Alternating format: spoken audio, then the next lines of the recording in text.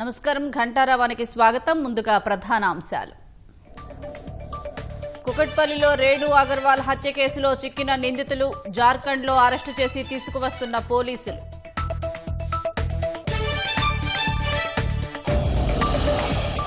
హైదరాబాద్ చుట్టూ 3 railway టెర్మినళ్లు, ORR, RRR మధ్య నిర్మాణానికి రైల్వే శాఖ ప్రణాళికలు.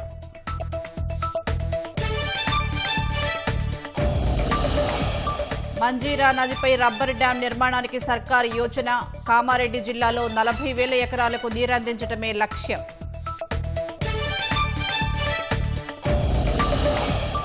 రైతుల పాలిట శాపంగా మారిన యూరియా కొరత, సకాలంలో వేయకపోవడంతో ఆగిన పంటల ఎదుగుదల.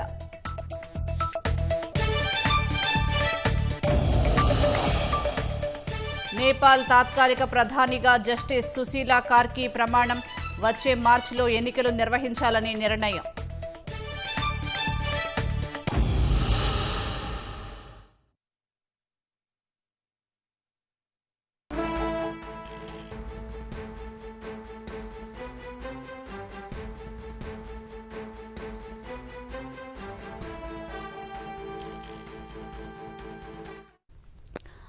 తాజా అంశం చూస్తున్నాం. హైదరాబాద్లోని కుకట్పల్లిలో జరిగిన రేణు అగర్వాల్ హత్య కేసును పోలీసులు ఛేదించారు. హంతకులను జార్ఖండ్లో పట్టుకున్నారు. పూర్తి వివరాలను మా ప్రతినిధి పవన్ ప్రత్యక్ష ప్రసారం ద్వారా అందిస్తారు. పవన్.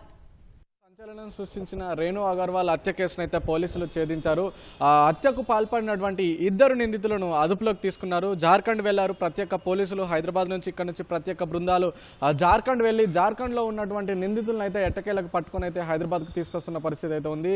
ఈ నెల 10వ తారీఖున సాయంత్రం సంచలనం సృష్టించినటువంటి ఈ కేసులో ఎట్టకేలకైతే పోలీసులు ఛేదించారని చెప్పుకోవచ్చు. ఆ రోజు ఇంట్లో ఒంటరిగా ఉన్నటువంటి మహిళను ఇంట్లో పనిచేస్తున్నటువంటి వంట మనిషిగా పెట్టుకున్నటువంటి హర్ష అనేటువంటి వ్యక్తి, మరొక వ్యక్తి రోషన్ అనేటువంటి ఇద్దరు జార్ఖండ్కి చెందిన ఇద్దరు కూడా అతి కిరాతకంగా హత్య చేశారు. కాళ్ళు చేతులు తాళ్లతో కట్టేసి కత్తితో గొంతు కోసి అలాగే కుక్కర్పై తలతో కొట్టి అయితే అతి కిరాతకంగా హత్య చేసిన పరిస్థితి అయితే ఉంది. అయితే ఈ నెల 10వ తారీఖున సాయంత్రం కూకట్పల్లిలోని స్వాన్ లేక్ అపార్ట్మెంట్లో అయితే ఈ ఘటన జరిగింది. స్వాన్ లేక్ అపార్ట్మెంట్లోని 13వ అంతస్తులో ఉంటున్నటువంటి రాకేష్ అలాగే రేణు అగర్వాల్ దంపతులు వీళ్ళు ఫతేనగర్లో స్టీల్ వ్యాపారం చేసుకుంటూ ఉంటారు. అయితే భర్త ఫతేనగర్లో ఉన్నటువంటి స్టీల్ షాప్కి వ్యాపార నిమిత్తం ఇటు భర్త కుమారుడు ఇద్దరు వెళ్ళగా ప్రతిరోజు కూడా రేణు అగర్వాల్ ఒక్కతే ఇంట్లో ఉంటుంది. అయితే రేణు అగర్వాల్ ఉండేటువంటి పై అంతస్తులో, ఆ భవనానికి సంబంధించి పై అంతస్తులో వాళ్ళ బంధువుల ఇంట్లో 9 ఏళ్లుగా పనిచేస్తున్నటువంటి రోషన్ అనే వ్యక్తి నమ్మకం కలిగించడంతో అతనిపై నమ్మకం కలిగైతే రోషన్ను రేణు అగర్వాల్ ఇంట్లో కూడా పనికి ఒకరిని కుదుర్చాలని అడిగింది. దీంతో జార్ఖండ్ అదే గ్రామానికి, అంటే జార్ఖండ్ రోషన్ది జార్ఖండ్ అయితే వాళ్ళ స్వగ్రామానికే చెందినటువంటి మరొక వ్యక్తిని అయితే హర్ష అనేటువంటి వ్యక్తిని 10వ తారీఖు ఘటన జరగడానికంటే 11 రోజుల ముందే పనిలో పెట్టుకున్నారు వీళ్ళు. ఆయన ద్వారా వచ్చాడు. ఈ క్రమంలోనే వంట మనిషిగా చేయడంతో పాటు డ్రైవర్గా కూడా ఆ ఇంట్లో పనులు చేస్తున్నాడు. అయితే రేణు అగర్వాల్ ఇంట్లో భారీగా డబ్బులు నగదు ఉన్నట్లు గమనించి ఈ ఇద్దరు కలిసి అయితే పథకం పన్నారు. దాదాపుగా 9 ఏళ్ల పాటు కూడా నమ్మకంగా పనిచేసినటువంటి రోషన్ అలాగే 11 రోజుల క్రితం పనిలో చేరినటువంటి హర్షు, ఈ ఇద్దరు కలిసి ఇంతటి దారుణానికి ఒడిగాడతాడని చెప్పి ఆ యజమానులు అయితే ఊహించలేదు. ఈ క్రమంలోనే ఆ రోజు సాయంత్రం ఇంట్లో ఎవరు లేని సమయంలో మహిళ ఒక్కతే ఉండగా అయితే నిందితులు కలిసి ఆమెను కాళ్ళు చేతులు తాళ్లతో కట్టేసి అయితే డబ్బులు అలాగే సంబంధించినటువంటి లాకర్ తెలవారని అలాగే డబ్బులు నగదు ఎక్కడున్నాయో చెప్పాలంటూ కూడా ఆమెను హింసించినట్టుగా కూడా తెలుస్తుంది. ఈ క్రమంలోనే ఆమెను గొంతు కోయడంతో పాటు వంట చేసుకునేటువంటి కుక్కర్తో తలపై కొట్టి అయితే అతి కిరాతకంగా హత్య చేశారు. హత్య అనంతరం నిందితులు ఇద్దరు కూడా ఆ ఇంట్లోనే స్నానం చేసి వాళ్ళకి సంబంధించినటువంటి యజమానులకు సంబంధించినటువంటి స్కూటీ పైన అక్కడి నుంచి అయితే పరారయ్యారు. ఈ దృశ్యాలన్నీ కూడా వాళ్ళు వెళ్తున్నటువంటి లిఫ్ట్లో వెళ్తున్నటువంటి దృశ్యాలు, ఆ తర్వాత స్కూటీ తీసుకొని వెళ్తున్నటువంటి సెల్లార్ నుండి వెళ్తున్నటువంటి దృశ్యాలు ఇవన్నీ కూడా సీసీ కెమెరాలో రికార్డ్ అయ్యాయి. సో సమాచారం అందుకున్నటువంటి పోలీసులు, అంటే సాయంత్రం సమయంలో ఈ ఘటన జరిగిన తర్వాత రేణు భర్త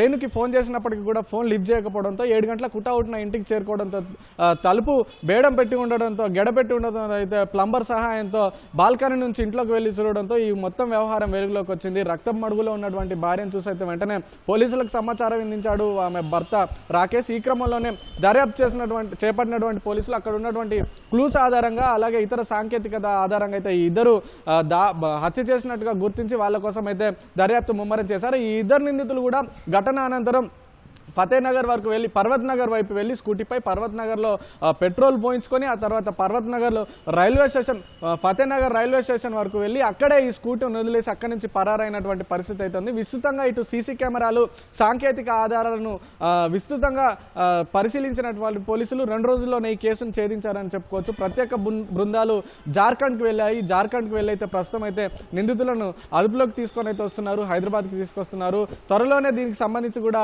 పోలీసులు మీడియా సమావేశం పెట్టి పూర్తి వివరాలు వెల్లడించే అవకాశం అయితే ఉంది. అయితే నిందితులు ఇద్దరు కూడా వెళ్తున్నటువంటి క్రమంలో ఇంట్లోకి వెళ్ళేటప్పుడు ఖాళీగా వెళ్ళినటువంటి నిందితులు తిరిగి వెళ్ళేటప్పుడు ఒక బ్యాగును తీసుకొని వెళ్ళారు. సో యజమానులు మాత్రం తమ ఇంట్లో నగదు బంగారం ఏవి కూడా చోరీకి గురవ్వలేదని చెప్తున్నారు. కానీ నిందితులు మాత్రం బ్యాగులో గుర్తు తెలియని వస్తువులు తీసుకెళ్లినట్టుగా, అయితే పోలీసులు మాత్రం డబ్బు నగలు భారీగా తీసుకెళ్లినట్టుగా కూడా గుర్తించారు, అనుమానిస్తున్నారు. సో దీనికి సంబంధించి ఎక్కడ కూడా అధికారికంగా అయితే వెల్లడించలేదు. సో పోలీసుల అదుపులో ఉన్నటువంటి నిందితులు ఇద్దరిని కూడా అదుపులోకి తీసుకున్నారు. ప్రస్తుతం వాళ్ళు ఇక్కడికి తీసుకొచ్చిన తర్వాత వాళ్ళని విచారిస్తే విచారణ క్రమంలో అసలు వాళ్ళు ఎందుకు హత్య చేశారు, హత్యకు గల కారణాలు ఏంటి, డబ్బు ఈ నగలు వీటి కోసమైనా లేదా ఇంకేమైనా కారణాలు ఉన్నాయా, తిరిగి వాళ్ళు వెళ్తున్నటువంటి క్రమంలో బ్యాగులో నగదు డబ్బును తీసుకెళ్లారా, ఎలా చంపారు ఏంటి అనే పూర్తి వివరాలను కూడా సీన్ రీకన్స్ట్రక్షన్ చేసే అవకాశం ఉంది. సో మీడియా సమావేశం ఏర్పాటు చేసిన తర్వాత అయితే దీనికి సంబంధించి మరింత స్పష్టత వచ్చే అవకాశం ఉంది.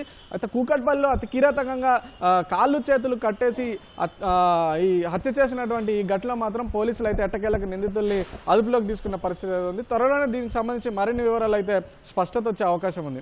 Over to you. ధన్యవాదాలు పవన్.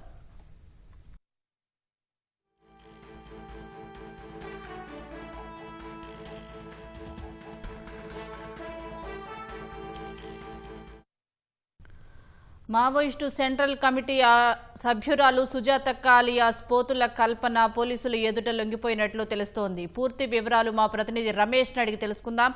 రమేష్, మావోయిస్టు సుజాతక్క ఎప్పుడు లొంగిపోయారు, వివరాలేంటి? మోస్ట్ వాంటెడ్ గా ఉన్న మావోయిస్టు సుజాత పోలీసులు ఎదుట లొంగిపోయినట్లయితే సమాచారం వచ్చింది. అయితే మావోయిస్టు గా ఆమె అంచెలంచెలు ఎదుగుతూ సెంట్రల్ కమిటీ మెంబర్ గా ప్రస్తుతం అయితే ఆమె సుజాత పనిచేసినట్టు కూడా తెలుస్తుంది.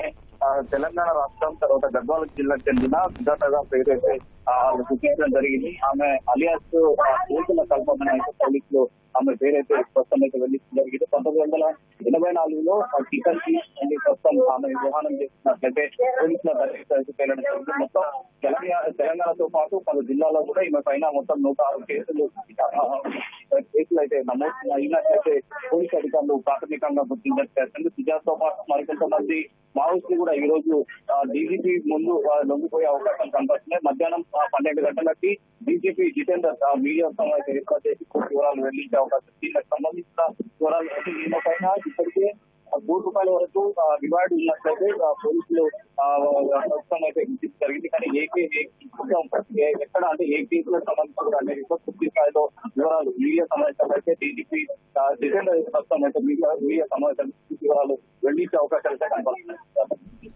ధన్యవాదాలు రమేష్.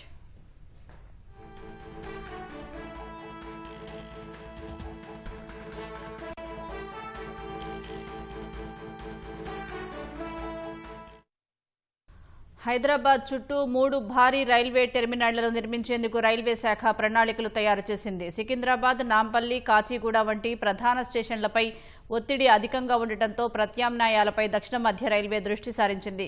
2 దశాబ్దాల్లో వృద్ధి చెందే రైలు ప్రయాణాల డిమాండ్కు అనుగుణంగా ప్రణాళికలను రూపొందించింది. రాష్ట్ర ప్రభుత్వ దృష్టికి తీసుకువెళ్లింది.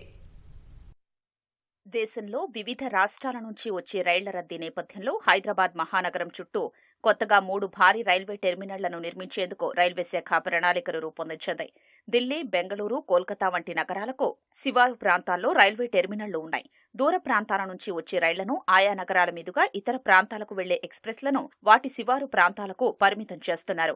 అదే రీతిలో హైదరాబాద్ చుట్టూ 3 రైల్వే టెర్మినళ్లను ఓఆర్ఆర్, RRR మధ్యలో నిర్మించేందుకు దక్షిణ మధ్య రైల్వే ప్రణాళికలు సిద్ధం చేసింది. వరంగల్ మార్గంలో ఇప్పటికే చర్లపల్లి టెర్మినల్ను నిర్మించి అందుబాటులోకి తీసుకొచ్చింది. వికారాబాద్, ముంబై మార్గంలో రామచంద్రాపురం మండలంలోని నాగులపల్లి టెర్మినల్ కట్టాలనే డిమాండ్ ఇప్పటికే ఉంది. దీంతో పాటు మహబూబ్ నగర్, బెంగళూరు మార్గంలో జూకల్, శంషాబాద్, నిజామాబాద్, నాందేడ్ మార్గంలో డబీర్పూర్, మేడ్చల్ టెర్మినళ్లపై రైల్వే శాఖ దృష్టి పెట్టింది. ప్రతిపాదిత స్టేషన్ల వివరాల్ని ముఖ్యమంత్రి రేవంత్ రెడ్డితో జరిగిన సమావేశంలో దక్షిణ మధ్య రైల్వే రాష్ట్ర ప్రభుత్వం దృష్టికి తీసుకెళ్లింది. ప్రస్తుతం హైదరాబాద్లో సికింద్రాబాద్, నాంపల్లి, కాచిగూడ ప్రధాన స్టేషన్లపై ఒత్తిడి అధికంగా ఉంది. హైదరాబాద్ శివారు ప్రాంతాల నుంచి స్టేషన్లకు చేరుకునేందుకు గంటన్నర సమయం పడుతోంది. ఉదయం ఆయా స్టేషన్లలో ప్లాట్ఫారాల సమస్య అధికంగా ఉంది. ఈ నేపథ్యంలో రైల్వే శాఖ 3 టెర్మినళ్లను అందుబాటులోకి తీసుకొచ్చేందుకు ప్రయత్నిస్తోంది. అవి అందుబాటులోకి వస్తే ప్రయాణికులకు ఇబ్బందులతో పాటు ప్రధాన స్టేషన్లపై ఒత్తిడి తగ్గనుంది. ప్రస్తుత అవసరాలతో పాటు పెరుగుతున్న హైదరాబాద్ మహానగర జనాభాకు అనుగుణంగా ప్రణాళికలు రూపొందించారు. రానున్న 2 దశాబ్దాల్లో వృద్ధి చెందే రైలు ప్రయాణాల డిమాండ్ను దృష్టిలో పెట్టుకుని 3 భారీ టెర్మినళ్లకు రైల్వే శాఖ రూపకల్పన చేసింది. జీహెచ్ఎంసీ పరిధిలో 2025లో 1.13 కోట్లుగా ఉన్న జనాభా 2031లో 1.84 కోట్లకు, 2047లో 3.30 కోట్లకు పెరుగుతుందని రైల్వే శాఖ అంచనా వేసింది. రాష్ట్రంలో తొలి రబ్బరు డ్యాం నిర్మాణానికి నీటిపారుదల శాఖ ప్రతిపాదనలు సిద్ధం చేసింది. మంజీరా నదిపై కామారెడ్డి జిల్లా నిజాంసాగర్ మండలం మల్లూరు గ్రామ సమీపంలో దీన్ని నిర్మించనున్నారు. నిజాంసాగర్ ఆనకట్ట దిగువన దాదాపు 7 కిలోమీటర్ల వద్ద నదిపై డ్యాంను నిర్మించాలని ప్రతిపాదించారు. 40,000 ఎకరాల ఆయకట్టుకు సాగునీరు అందించే లక్ష్యంతో 520 కోట్ల అంచనాతో పనులు చేపట్టేలా సర్కిల్ ఇంజనీర్లు ప్రతిపాదనలు రూపొందించారు. అక్కడి నుంచి 3.5 టీఎంసీల నీటిని తరలించేలా ఒక ఎత్తిపోతల పథకాన్ని నిర్మించడానికి ప్రణాళికలు సిద్ధం చేశారు. హైదరాబాద్ జలసౌధాలో జరిగిన రాష్ట్ర స్థాయి స్టాండింగ్ కమిటీ సమావేశంలో 13 పనులకు సంబంధించిన ప్రతిపాదనలు వచ్చాయి. వాటిలో రబ్బర్ డ్యాం ప్రతిపాదన ఒకటి. ఈ ప్రాజెక్టు డిజైన్లను సెంట్రల్ డిజైన్స్ ఆర్గనైజేషన్తో పరిశీలన చేయాలని కమిటీలో నిర్ణయించారు.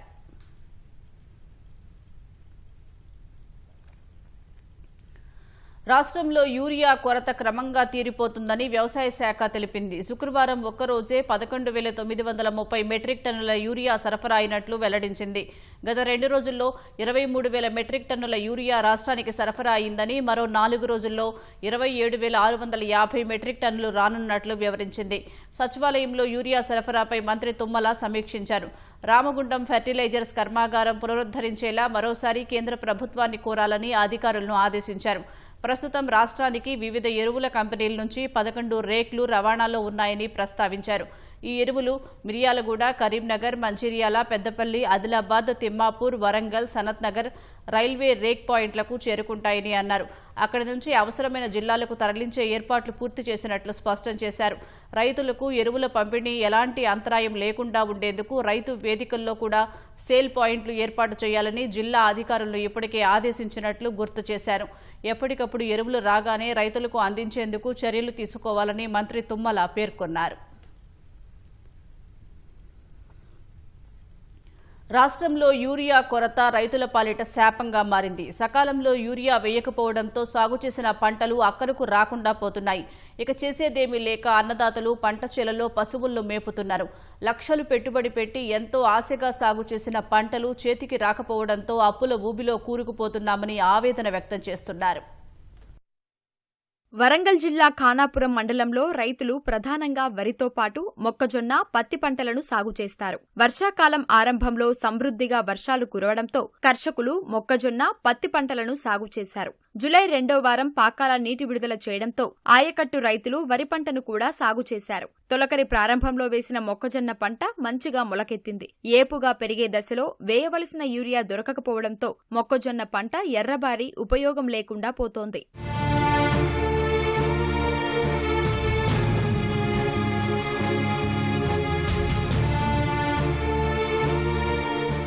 ఖానాపురం మండలం గొల్లకొండ తండాకు చెందిన అజ్మీరా శ్రీనివాస్ తనకున్న 6 ఎకరాల్లో మొక్కజొన్న సాగు చేశాడు. పంట ఏపుగా ఎదుగుతున్న తరుణంలో యూరియా కొరతతో వేయవలసిన సమయానికి యూరియా వేయకపోవడంతో పంట ఎదుగుదల ఆగిపోయింది. కుటుంబ సభ్యులంతా యూరియా కోసం విక్రయ కేంద్రాల చుట్టూ తిరిగితే 2 బస్తాలు మాత్రమే దొరికిందని రైతు తెలిపాడు. అవి కేవలం 1 ఎకరానికే సరిపోయాయని రైతు ఆవేదన వ్యక్తం చేశాడు. ఆ ఎకరం మాత్రమే ఏపుగా పెరిగిందని, యూరియా వెయ్యని మిగతా 5 ఎకరాల చేను మాత్రం ఎదుగుదల లేకుండా పోయిందని ఆవేదన వ్యక్తం చేస్తున్నాడు. చేసేదేం లేక పశువుల మేతకు వేసినట్టు రైతు వాపోయాడు. నేను 6 ఎకరాలు చేస్తున్నా సార్ వ్యవసాయం. ఎకరం ఊరియా దొరికితే 1 ఎకరం పచ్చగా ఉంది సార్. 5 ఎకరాలకు ఊరియా అందలేదు సార్. తెల్లం దాకా పొద్దున్న దాకా పడి కాపులు కాసిన, తిండి తినకుండా కాపులు కాసిన 1 బస్సు కూడా దొరకట్లేదు సార్. ఊరియా లేక 5 ఎకరాలు చేను పోయింది సార్. యూరియా లేక సార్ ఇగో ఫీజు కూడా పెరగలేదు సార్. ఊరియా దొరక 2 నెలల కాంచి తెల్లని దాకా పొలదా మా భార్య నేను పండుకున్నాం సార్ సొసైటీ దగ్గర. అయినా ఊరియా దొరకట్లేదు సార్. 1,50,000 నష్టం వచ్చింది సార్. సేమ్ టైం అయిపోయింది సార్. ఇప్పుడు ఒక ఎకరానికి 50,000 ఖర్చు వచ్చింది సార్. దిగుబడి లాస్ట్ టైం పోయిన సంవత్సరం బాగా వచ్చింది సార్. ఎకరాన 45 క్వింటాలు తీసిన సార్. ఈ సంవత్సరం 45 క్వింటాలు కాదు సార్, 10 క్వింటాలు కూడా వెళ్ళేటట్లేదు సార్. ఊరియా లేక సార్. దయచేసి మీరు ఆదుకోవాలి సార్. ఊరియా కొరత కోసం దొరకక ఇబ్బంది పాలయ్యి చేను అడిగి మేపుకోవాలి. అదే గ్రామానికి చెందిన ఆంగోతు సేవియా తనకున్న 4 ఎకరాలలో మొక్కజొన్న సాగు చేశాడు. ఇంటిల్లిపాది యూరియా కోసం వెళ్తే 4 బస్తాల యూరియా మాత్రమే దొరికిందన్నాడు. అది 1 ఎకరానికి సరిపోయిందని, మిగిలిన 3 ఎకరాలు పనికి రాకుండా పోయిందని వాపోతున్నాడు. పంటలకు యూరియా వేసి అదుని దాటిపోయిందని, ఇప్పుడు ఎరువులు వేసినా ఉపయోగం ఉండదని కర్షకులు తల్లడిల్లుతున్నారు. పెట్టిన పెట్టుబడి మొత్తం మీదపడి అప్పుల పాలు అయ్యే పరిస్థితి నెలకొందని కర్షకులు కన్నీటి పర్యంతమవుతున్నారు. 4 ఎకరాలు వేస్తే ఇప్పుడు అసలు పిండి లేక ఇది మొత్తం ఆగం పాలైంది. ఒక ఫస్ట్ సారి అడుగు మంది వేసిన, రెండోసారి ఏమో యూరియా 4 బస్తాలు దొరికితే 2 ఎకరాలు వేసిన. ఇక మిగతా మొత్తం ఆగమైంది. ఇక దొరకడు కష్టమే. మొత్తం 4 ఎకరాలు ఇది కవులే రావు సార్. ఇప్పుడు రాదు. ఇప్పుడు గింజ కూడా వెళ్ళదు. దీనికి ఆగం అయినట్టు. ఇక దీనికి అది పక్కన అవపడుతుంది, కొద్దిగా లైట్ గా అవపడుతుంది. అది రెండోసారి ఒకసారి వేస్తే అది కొద్దిగా ముఖం తెలియదు. ఇది అసలు దీనికి పిండే వేయలే. అసలే పిండి లేకనే ఆగమైంది. దిగుబడి రాదు. ఇక రూటర్ కొట్టించుడు ఏం లేదు. ఇక 3 నెలలు అవుతుంది సార్ మొక్కజొన్న లేచి. ఒక్కసారి దుక్కిపిండి వేసినాం సార్. మళ్ళీసారి యూరియా కోసం పోతే యూరియా దొరకలేదు సార్. యూరియా దొరకక 3 ఎకరాలకు వదిలిపెట్టినాం సార్. అయిపోయింది. 2 ఎకరాలకు 4 బత్తాలు దొరికితే 2 ఎకరాలకు వేసినాం సార్. 3 ఎకరాలు యూరియా దొరకక ఇవి బెండ్లు అయినాయి సార్. యూరియా వేసినా కూడా టైం దాటిపోయింది సార్. ఆల్రెడీ 3 నెలలు దాటింది. యూరియా దొరకలేదు సార్. దొరికితే మొన్న ఒక నైట్ 9ంటికి పోతే మధ్యాహ్నం 3 వరకు 4 బత్తలు ఇచ్చారు సార్. ఈ మంగళాయపేటలో పోయి పండుకున్నాం సార్. 9ంటికి పండుకుంటే తెల్లారి మధ్యాహ్నం 3ంటికి ఇచ్చారు సార్ 4 బత్తలు. 4 పోతే అది కూడా 4 పోతే 4 బత్తలు వచ్చినాయి సార్. మొక్కజొన్న చేలు ఎర్రబడిపోవడానికి గల కారణాలు యూరియా కొరత వల్ల లేక ఇంకా ఏ ఇతర కారణాలు ఉన్నాయా అనే దానిపై వ్యవసాయ అధికారులను వివరణ అడగగా వారు నిరాకరించారు. రాష్ట్రంలో గురువారం కురిసిన భారీ వర్షాలు పలు ప్రాంతాల్లో బీభత్సం సృష్టించాయి. హనుమకొండ జిల్లా భీమదేవరపల్లిలో గురువారం రాత్రి కురిసిన భారీ వర్షానికి విశ్వనాథ కాలనీ వద్ద కెనాల్కు గండిపడింది. దీంతో సమీప పొంట పొలాలను వరద ముంచెత్తింది. అధికారులు గండిని పూడ్చేందుకు చర్యలు చేపట్టారు. ఎలకతుర్తి మండలం గోపాలపురం గ్రామానికి చెందిన రామయ్య అనే వ్యక్తి జీలగుల గ్రామ వాగులో చిక్కుకున్నారు. సమాచారం అందుకున్న పోలీసులు వాగు దగ్గరికి చేరుకుని తాళ్ల సాయంతో క్షేమంగా బయటికి తీసుకువచ్చారు. నిజామాబాద్ జిల్లా ఆర్మూరులో శుక్రవారం రాత్రి భారీ వర్షం కురిసింది. దీంతో లోతట్టు ప్రాంతాలు జలమయమయ్యాయి. కొన్ని ప్రాంతాల్లో డ్రైనేజీ వ్యవస్థ సరిగా లేకపోవడంతో ఇళ్లలోకి నీరు చేరి ప్రజలు తీవ్ర ఇబ్బందులు పడ్డారు. మంచిర్యాల జిల్లా మందమరిలో ఉరుములు మెరుపులతో భారీ వర్షం కురిసింది. రహదారులన్నీ జలమయమయ్యాయి. నిజామాబాద్ జిల్లా శ్రీరామ్ సాగర్ ప్రాజెక్టుకు మళ్లీ వరద పెరిగింది. ప్రస్తుతం ప్రాజెక్టులోకి 1,85,000 క్యూసెక్కులకు పైగా వరద వచ్చి చేరుతూ ఉండగా అంతే మొత్తంలో దిగువకు విడుదల చేస్తున్నారు. 23 గేట్ల ద్వారా 91,000 క్యూసెక్కుల వరద విడుదల చేస్తూ ఉండగా ఎస్కేప్ గేట్ల ద్వారా 8,000 క్యూసెక్కులు, ఇందిరమ్మ వరద కాలువ ద్వారా 800 క్యూసెక్కులు, సరస్వతి కాలువ ద్వారా 800 క్యూసెక్కులు విడుదల చేస్తున్నారు. భారీ వర్షాల నేపథ్యంలో వరద పెరిగే అవకాశం ఉందని నదీ తీర ప్రాంత ప్రజలు అప్రమత్తంగా ఉండాలని అధికారులు సూచిస్తున్నారు.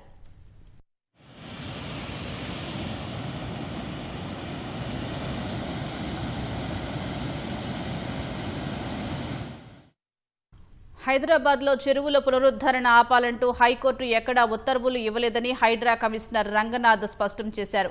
ఎఫ్టీఎల్ బఫర్ జోన్లలోని ఆక్రమణలను, పూడికను న్యాయస్థానం ఆదేశాల మేరకే తొలగిస్తున్నట్లు తెలిపారు. చెరువులను పునరుద్ధరించడంతో పాటు అందులోకి వరద వచ్చే కాలువలను బాగు చేయడంతో సమీపంలోని రోడ్లపై నీరు నిలవట్లేదని రంగనాథ్ వెల్లడించారు.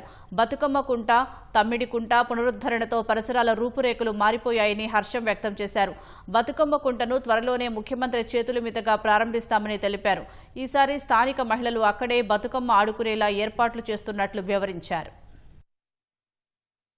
ఇంకా వేరే చెరువులు కూడా ఫుల్ ఫ్లెడ్జ్డ్ నడుస్తున్నాయి. నల్ల చెరువు కుకట్పల్లి కూడా ఫుల్ ఫ్లెడ్జ్డ్గా అయిపోతుంది. బొమ్మరుగు ద్వాల లేక్ కూడా అవుతుంది. సున్నం చెరువు కూడా అవుతుంది. సో ఈ కోర్టు కూడా ఎక్కడ చెరువు పనులు ఆపండి అని ఎక్కడా లేదు. అది కోర్టు హైకోర్టు చాలా స్పష్టంగా ఆదేశాలు ఇస్తున్నారు. వర్కులు ఎక్కడ ఆపాల్సిన అవసరం లేదని. ఎందుకంటే మనం బతుకమ్మ కుంట చూసాం. దాంట్లో పక్కన ఫ్లడ్డింగ్ అయ్యేటటువంటి ఏరియాస్ మన బతుకమ్మ కుంట తయారు చేయడంతో ఆ నీళ్ళంతా మనకి ఆ చుట్టుపక్కల ఉన్న బస్తీలో నీళ్ళన్నీ దీంట్లోకి వచ్చినాయి. తమ్మిడి కుంట ఎన్కన్వెన్షన్ వెనకాల ఉన్నటువంటి తమ్మిడి కుంటలో అక్కడ మెటల్ చార్మినార్ సార్, అంటే నోవోటెల్కి వెళ్ళేటటువంటి దాంట్లో నీళ్ళ అటువైపు ఇక్కడ ఏది మన ఈ ఉంటుంది శిల్పారామం దగ్గర కూడా వాటర్ అంతా ఆగుతుంటుంది. ఇవన్నీ కూడా దాంట్లో ఇమీడియట్గా ఫ్లో అవుతున్నాయి. ప్రధాని నరేంద్ర మోదీ ఇవాళ్టి నుంచి 3 రోజుల పాటు పలు రాష్ట్రాల్లో పర్యటించనున్నారు. మిజోరాం, మణిపూర్, అస్సోం, పశ్చిమ బెంగాల్, బీహార్లో వేల కోట్ల రూపాయల విలువైన అభివృద్ది ప్రాజెక్టులకు శంకుస్థాపనలు, ప్రారంభోత్సవాలు చేయనున్నారు. తొలుత మిజోరాంలోని ఐజోల్లో పర్యటించనున్న ప్రధాని 8,070 కోట్ల రూపాయల వ్యయంతో నిర్మించిన భైరబీ సాయిరంగ్ రైల్వే లైన్ను జాతికి అంకితం చేయనున్నారు. ఈ రైల్వే లైన్ మిజోరాం రాజధాని ఐజోల్ను భారతీయ రైల్వే నెట్వర్క్తో అనుసంధానం చేయనుంది. సైరాంగ్ నుంచి ఢిల్లీ, గువాహటి, కోల్కతాలకు 3 నూతన ఎక్స్ప్రెస్ రైళ్లను ప్రధాని జెండా ఊపి ప్రారంభించనున్నారు. అనంతరం మణిపూర్ చేరుకోనున్న ప్రధాని చురాచంద్పూర్, ఇంఫాల్లో 8,500 కోట్ల విలువైన అభివృద్ది ప్రాజెక్టులకు ప్రారంభోత్సవాలు, శంకుస్థాపనలు చేయనున్నారు. సాయంత్రం అసోం చేరుకోనున్న ప్రధాని భారతరత్న అవార్డు గ్రహీత భూపెన్ హజారికా జయంతి ఉత్సవాల్లో పాల్గొంటారు. ఈ సందర్భంగా 100 రూపాయల స్మారక నాణ్యం విడుదల చేయనున్నారు. మరుసటి రోజు అసోంలో 19,000 కోట్ల విలువైన అభివృద్ది ప్రాజెక్టులకు ప్రారంభోత్సవాలు, శంకుస్థాపనలు చేయనున్నారు. 15న కోల్కతాలో ప్రధాని కంబైన్డ్ కమాండర్స్ కాన్ఫరెన్స్ ను ప్రారంభించనున్నారు. అనంతరం బీహార్కు చేరుకోనున్న మోదీ 36,000 కోట్ల విలువైన అభివృద్ది ప్రాజెక్టులకు ప్రారంభోత్సవాలు, శంకుస్థాపనలు చేయనున్నారు. దేశ పౌరుల సాయంతో కాంగ్రెస్ కార్యకర్తలు ఓటు దొంగల్ని గద్దెదించాలని ఆ పార్టీ అగ్రనేత రాహుల్ గాంధీ అన్నారు. గుజరాత్లోని జునాగఢ్లో కాంగ్రెస్ పార్టీ జిల్లా, పట్టణ అధ్యక్షుల సమావేశాన్ని ఉద్దేశించి ప్రసంగించిన ఆయన బీజేపీ, ఆర్ఎస్ఎస్లను అన్యాయానికి, మోసానికి ప్రతీకలైన కౌరవులతోనూ కాంగ్రెస్ను పాండవులతో పోల్చారు. సంఖ్యాబలంలో శత్రువుల కన్నా తక్కువగానే ఉన్న పాండవులు విజయం సాధించారని రాహుల్ పేర్కొన్నారు. బీజేపీ అధికారం కోసం తొలుత ప్రజల్ని విభజిస్తుందని, ఆ తర్వాత వనరుల్ని లూటీ చేస్తుందని ఆరోపించారు. ఈ భావజాలానికి వ్యతిరేకంగా కార్యకర్తలు పోరాటం సాగించాలని సూచించారు. ఇతర అంశాలపై దృష్టిని మరల్చకుండా ప్రధాన సమస్యలపైనే పోరాటం చేయాలని నిర్దేశించారు. దేశ పౌరుల తరపున రాజకీయ యుద్ధం సాగించాలని రాహుల్ ఈ సందర్భంగా కాంగ్రెస్ కార్యకర్తలకు పిలుపునిచ్చారు.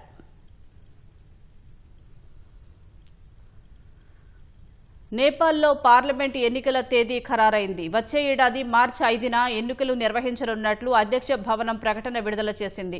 అంతకుముందు ఆందోళనకారులు, అధ్యక్షుడి మధ్య సుదీర్ఘ చర్చల తర్వాత నేపాల్ తాత్కాలిక ప్రధానమంత్రిగా విశ్రాంత ప్రధాన న్యాయమూర్తి జస్టిస్ సుశీలా కార్కి ప్రమాణం చేశారు. చర్చల్లో కుదిరిన ఒప్పందం మేరకు గత రాత్రి 11 గంటలకు సమావేశమైన నేపాల్ కేబినెట్ పార్లమెంటు రద్దుకు సిఫార్సు చేసింది. నేపాల్లో రాజకీయ సంక్షోభానికి తెరపడింది. ఆ దేశ సుప్రీంకోర్టు మాజీ ప్రధాన న్యాయమూర్తి జస్టిస్ సుశీలా కార్కి నేతృత్వంలో తాత్కాలిక ప్రభుత్వం ఏర్పడింది. ఫలితంగా నేపాల్కు తొలి మహిళా ప్రధానిగా జస్టిస్ సుశీల నిలిచారు. ఆపద్ధర్మ ప్రభుత్వం ఎవరి ఆధ్వర్యంలో ఏర్పడాలనే అంశంపై జెడ్ ఆందోళనకారులు, సైన్యాధిపతి, అధ్యక్షుడు రామచంద్ర పౌడెల్ మధ్య సుదీర్ఘ చర్చలు జరిగాయి. జస్టిస్ సుశీల పేరును ఆందోళనకారులు ప్రతిపాదించారు. జస్టిస్ సుశీలా కార్కిని ఆపద్ధర్మ ప్రధానిగా నియమించే ముందు అధ్యక్షుడు రామచంద్ర పౌడెల్ అన్ని రాజకీయ పార్టీలు, న్యాయ నిపుణులు, పౌర నాయకులతో వేర్వేరుగా సంప్రదింపులు జరిపారు. అనంతరం ఆమెతో తాత్కాలిక ప్రధానిగా అధ్యక్షుడు ప్రమాణం చేయించారు. ఈ కార్యక్రమానికి నేపాల్ సుప్రీంకోర్టు ప్రధాన న్యాయమూర్తి, సీనియర్ ప్రభుత్వాధికారులు, సైన్యాధిపతులు హాజరయ్యారు. చర్చల సందర్భంగా కుదిరిన ఒప్పందం మేరకు గత రాత్రి కేబినెట్ సమావేశం నిర్వహించిన ఆమె పార్లమెంటు రద్దుకు సిఫార్సు చేశారు. వచ్చే ఏడాది మార్చి 5న పార్లమెంటు ఎన్నికలు నిర్వహించనున్నట్లు నేపాల్ అధ్యక్ష కార్యాలయం ప్రకటన విడుదల చేసింది.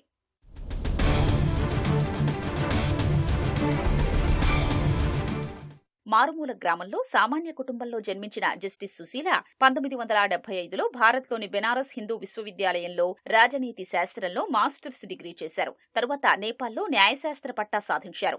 32 పాటు న్యాయవాద వృత్తిలో ఉన్న ఆమె 2009లో సుప్రీంకోర్టు తాత్కాలిక న్యాయమూర్తిగా, 2010లో శాశ్వత న్యాయమూర్తిగా నియమితులయ్యారు.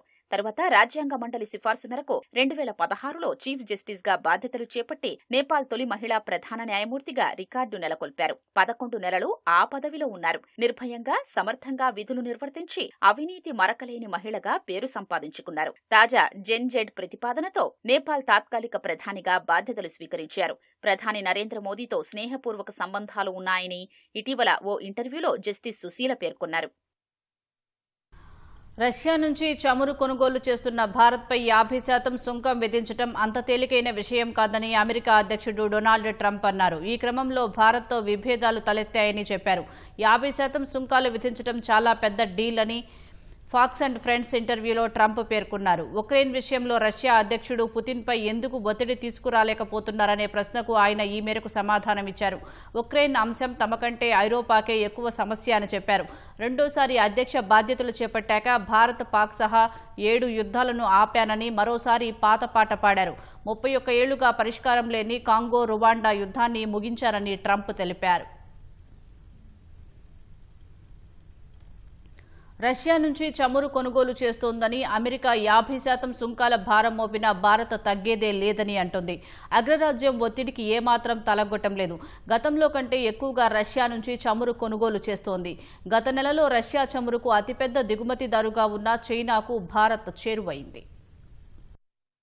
రష్యా నుంచి చమురు కొనుగోలు ఆపాలని అమెరికా ఎన్ని రకాలుగా ఒత్తిడి చేసినా భారత్ ఏమాత్రం తగ్గటం లేదు. అగ్రరాజ్యం ఒత్తిడికి తలగ్గకుండా మాస్కో నుంచి ఇంతకు ముందు కంటే ఎక్కువగా చమురు దిగుమతి చేసుకుంటోంది. Centre for research and energy and clean air data ప్రకారం ఆగస్టు నెలలో రష్యా నుంచి చమురు దిగుమతి చేసుకుంటున్న దేశాల్లో అగ్రస్థానంలో ఉన్న చైనాకు భారత్ చేరువైంది. గత నెలలో రష్యా నుంచి చైనా $3.64 బిలియన్ విలువైన చమురు కొనుగోలు చేయగా భారత్ దాదాపు $3.4 బిలియన్ విలువైన చమురు దిగుమతి చేసుకుంది. దీంతో అమెరికా విధించిన సుంకాల అస్త్రం భారత్పై ఏమాత్రం పనిచేయలేదని విశ్లేషకులు అంటున్నారు.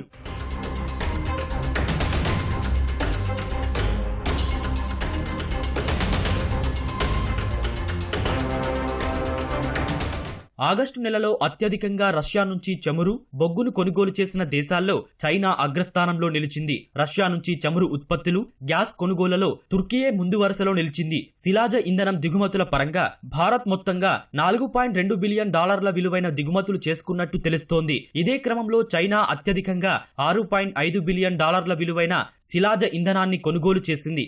ఆగస్టు నెలలో రష్యా నుంచి $59 కోట్ల విలువైన బొగ్గును, $33 కోట్ల విలువైన శుద్ధి చేసిన చమురు ఉత్పత్తులను భారత్ కొనుగోలు చేసినట్టు తెలుస్తోంది. యూరోపియన్ యూనియన్ $1.4 బిలియన్ విలువైన ముడి చమురు, పైప్ లైన్ గ్యాస్, ద్రవీకృత సహజ వాయువును కొనుగోలు చేసింది.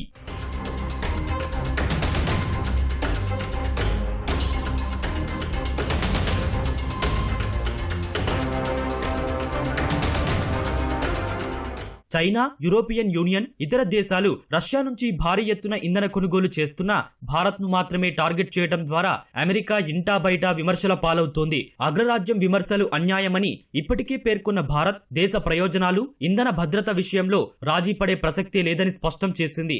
భారత్తో వాణిజ్య చర్చలకు సిద్ధమని ఇటీవల ప్రకటించిన ట్రంప్ మరోసారి తన ద్వంద్వ వైఖరిని ప్రదర్శించారు. చర్చలు జరుపుతామని అంటూనే భారత్ చైనాలపై 100% సుంకాలు విధించాలని ఐరోపా దేశాలను కోరటంపై కేంద్రం నిశితంగా పరిశీలిస్తోంది. గద్వాల్ సంస్థాన సాంప్రదాయాలను, సాంస్కృతిక వారసత్వాన్ని కొనసాగిస్తున్నానని సంస్థాన వారసుడు కృష్ణ రాంభూపాల్ తెలిపారు. హైదరాబాద్ తాజ్ కృష్ణాలో మాట్లాడిన రాంభూపాల్ గద్వాల్ సంస్థానానికి 400 ఏళ్ల చరిత్ర ఉందని వెల్లడించారు. నవరాత్రి వేడుకల సందర్భంగా ఈ నెల 23, 24 తేదీల్లో జోగులాంబ ఆలయ ప్రాంగణంలో పరంపర ఫౌండేషన్ సహకారంతో గుడి సంబరాలు నిర్వహించనున్నట్లు వివరించారు. తిరుమల వెంకటేశ్వర స్వామి బ్రహ్మోత్సవాల సందర్భంగా ఆగస్టు 28న చేనేత కళాకారులతో కలిసి ఎరువాడ జోడు పంచెలు అందించినట్లు వివరించారు. 4 శతాబ్దాలుగా ఈ సంప్రదాయం కొనసాగుతోందని వివరించారు. Considered the embodiment of divine feminine energy, Jogulamma Devi has inspired centuries of faith and devotion, making the temple a very religious center for devotees across the country. In continuation of our ancestral traditions, I, Krishna Bhupal of Gadwal Samasthan, along with our family members and representatives of Gadwal Samasthan and dignitaries, will present Gadwal saris to Ma Jogulamma Amavaru during the forthcoming 9 days of Dasara Navratri celebrations. Sangareddy జిల్లాలోని గీతం యూనివర్సిటీలో కేరళ సంప్రదాయం ఉట్టిపడేలా విద్యార్థులు ఓనం పండుగను జరుపుకున్నారు. కేరళకు చెందిన సంప్రదాయ పెర్కషన్ బృందం చెల్లమేళం అదరగొట్టింది. దీంతో విద్యార్థులు పూనకాలు వచ్చినట్లు నృత్యాలు చేస్తూ ఊగిపోయారు. Musical chairs, lemon spoon, reel competition వంటి పోటీలు విద్యార్థుల్లో ఉత్సాహాన్ని రెట్టింపు చేశాయి. ఈ కార్యక్రమంలో గీతం హైదరాబాద్ అదనపు ఉపకులపతి ప్రొఫెసర్ డిఎస్ రావు పాల్గొన్నారు. 3, 2, 1, come on!